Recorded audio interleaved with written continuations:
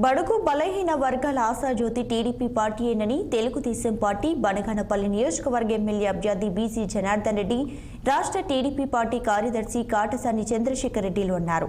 నంద్యాల జిల్లా బనగానపల్లి పట్టణంలో ప్రజాగళం కార్యక్రమంలో వారు మాట్లాడారు. వైసీపీ అరాచక పాలనలో అన్ని వర్గాల వారు తీవ్ర ఇబ్బందులకు గురవుతున్నారని చెప్పారు. టీడీపీ అధికారంలో ఉన్నప్పుడు ఇచ్చిన పథకాలకే పేర్లు మార్చి నవరత్నాల పేరుతో ప్రజలను మోసం చేస్తున్నారంటూ విమర్శించారు.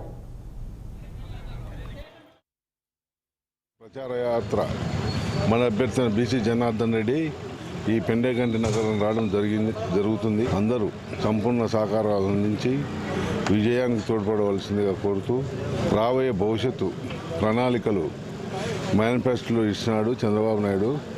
దానికి అనుగుణంగా కార్యక్రమం కూడా పేద బడిన వర్గాల వరకు కూడా అందరికీ సమానంగా విధానాన్ని చేసినాడు.